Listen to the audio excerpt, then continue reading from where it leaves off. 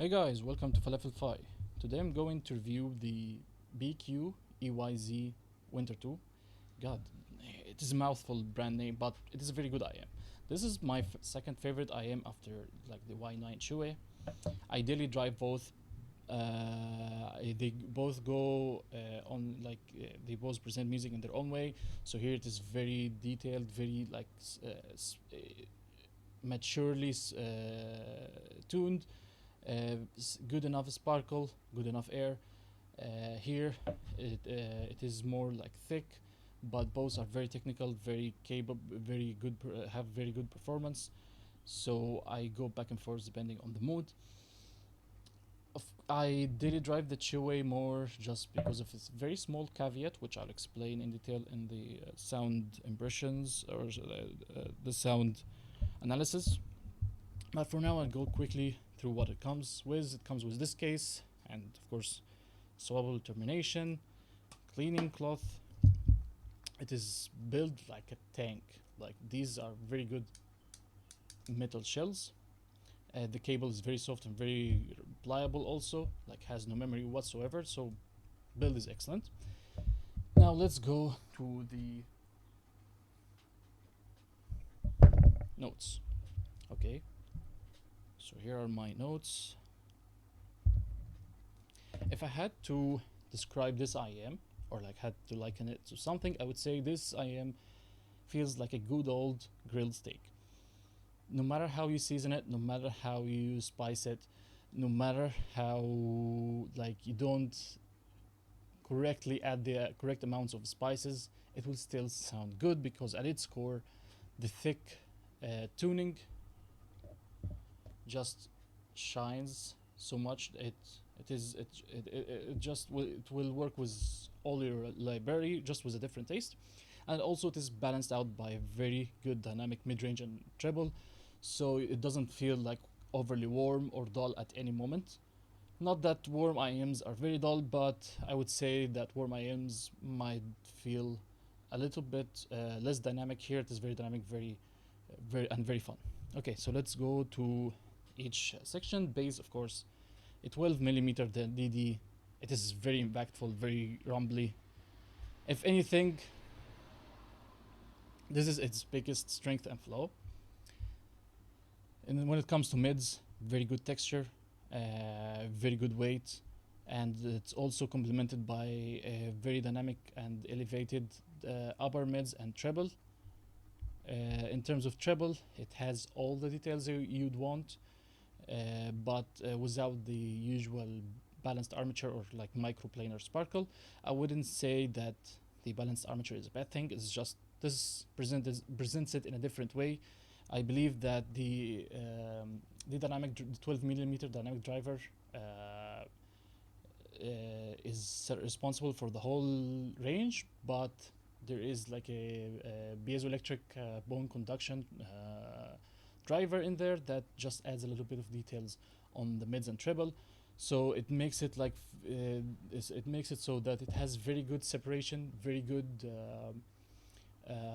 details, but without the usual balanced armature shimmer, which is unique. I really like how it presents details in here. Now let's go to the elephant of the room, which is acoustic impedance. This IM is very dependent on tip rolling. The reason for this is, one, it has a 12mm dynamic driver, which is usually more prone to driver flex and pressure buildup, which is the case here. And two, because the bone conduction also needs like a hard surface or like a specific type. And two, because of the bone conduction needs a hard surface or like a harder or like a firmer tip in order to transfer its vibrations and give you that detail. So in my little testing, I found that the Tangzu Sankai ear tips are the works best because of like it has these little textures. It is not perfectly sealing. It allows a little bit of air, so it allows to release that a little bit of that built-up pressure. That's first of all. Second, it is on the firmer side and more like harder, stiffer style of ear tips. It is a little bit stiffer, so it really transfers the bone conduction details very well. So This is why I said that it is my second favorite with a caveat, because it is not the safest IM to buy. If you have previous problems with pressure buildup, you might struggle with this IM. But if you know for sure that you don't suffer from this, it will still be annoying with step rolling, but it will work at least with something like Sankai's. That is why I didn't say it is the safest pick out there. But if it wasn't for those issues, this would have been like just neck to neck with the Chewy. Also, the fit isn't the most secure because like the nozzles are very short, and this part over here may press against your ear, which is a little bit, if you can see, it's a little bit angled and sharp, so it's not the most like comfortable fit. Let's go to the test tracks.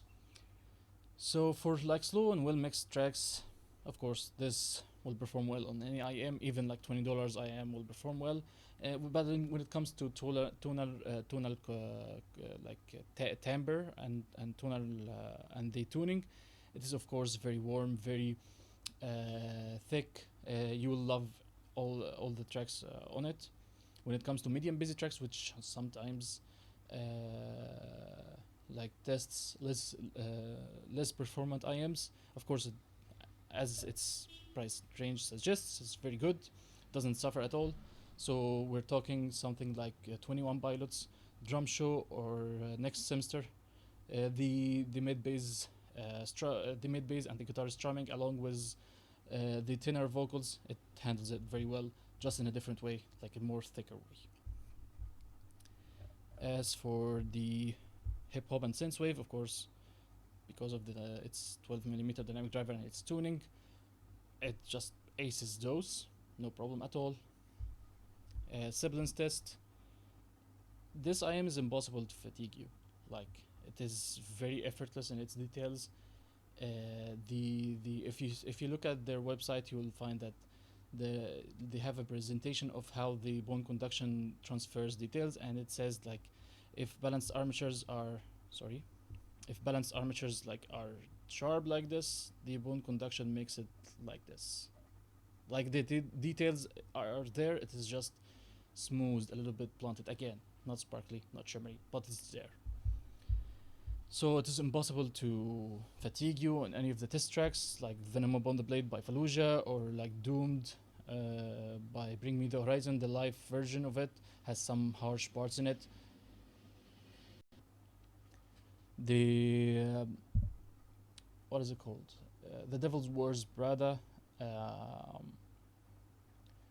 I'm not like it has what is it called? Where the flower never grows. It has some parts in the chorus where or the verse where the S's and T's are like very emphasized. So this I usually use this to test sibilance, but it's very good here. Baby metal, very like shouty vocals, very thin female vocals, along with guitars and everything. It usually catches sibilance and upper mid treble harshness, but not here. Also same for like knocked loose. It just never. It is impossible to fatigue you in the treble, and it also has a very good treble too. Now, I would say it does all tracks well. Like it will not do anything bad. I would say the only thing where people might prefer a little bit more is in the female vocals or like the tenor vocals. It is a little bit, I wouldn't say laid back, but in line with the instruments. So if someone prefers forward vocals, this is not the set for it. Otherwise, if you want an all-rounder, this is an all-rounder just with a thicker presentation.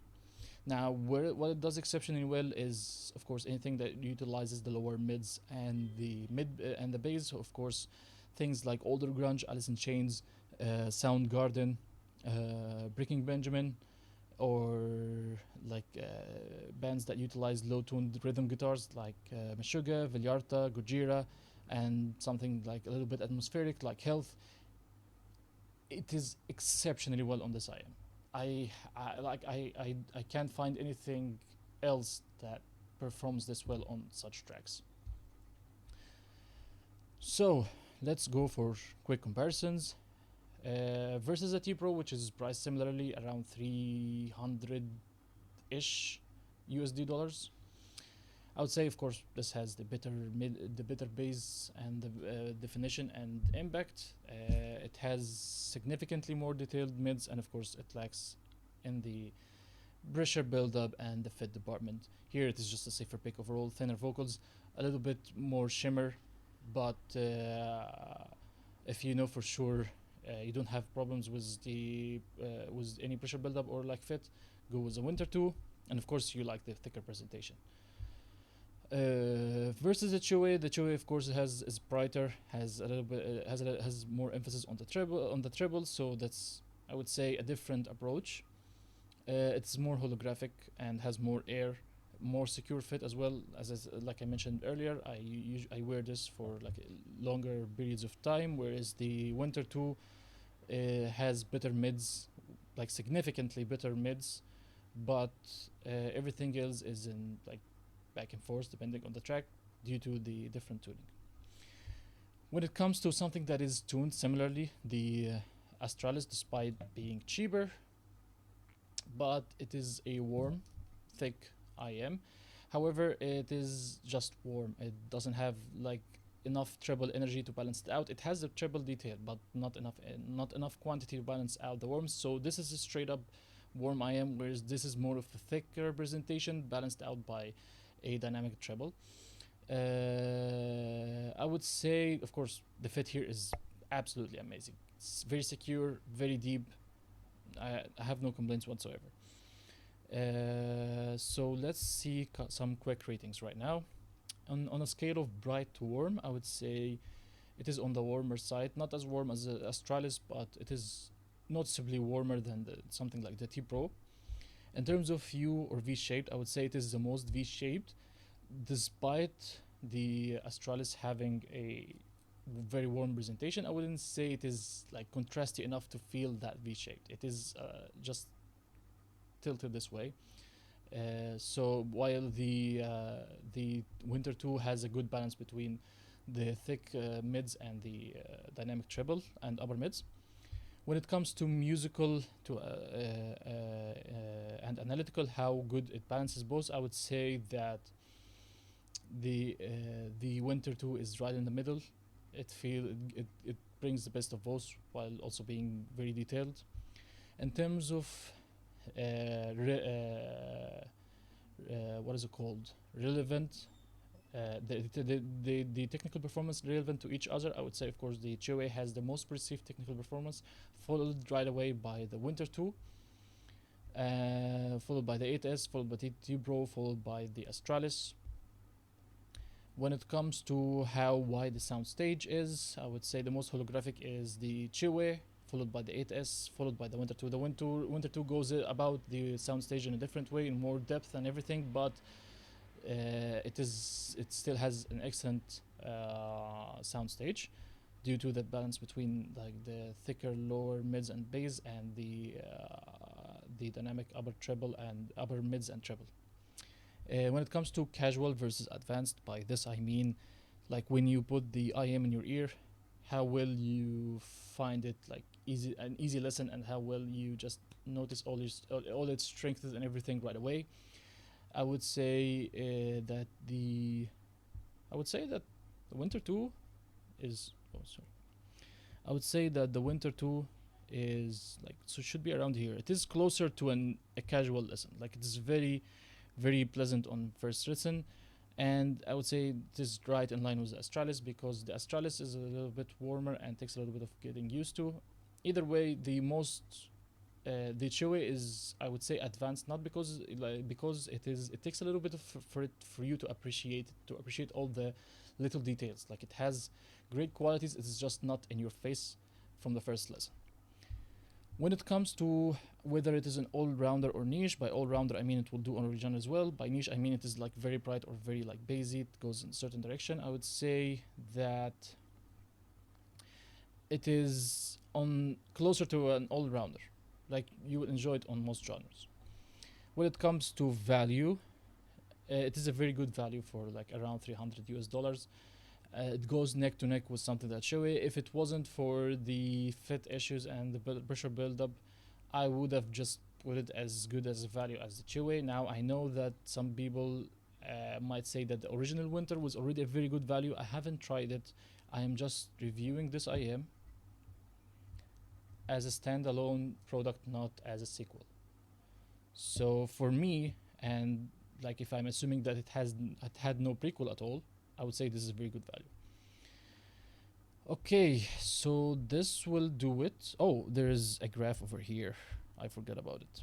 So this is how I feel about like each of these comparisons. If we're comparing the Winter 2 to the LETSHUOER to the Astralis to the T Pro, I would say that the Astralis has the most like boosted sub base, but it has a similar amount of mid base as the Winter 2. Of course, the Winter 2 has the thickest and most detailed mids, followed by the Astralis, followed by the LETSHUOER. And of course the T Pro is the most laid back lower mid range, and as for the female range and tenor vocals, the T Pro is the most forward, followed by the LETSHUOER, followed by the Winter 2, and the most laid back is the Astralis. The Astralis just straight up warm IM.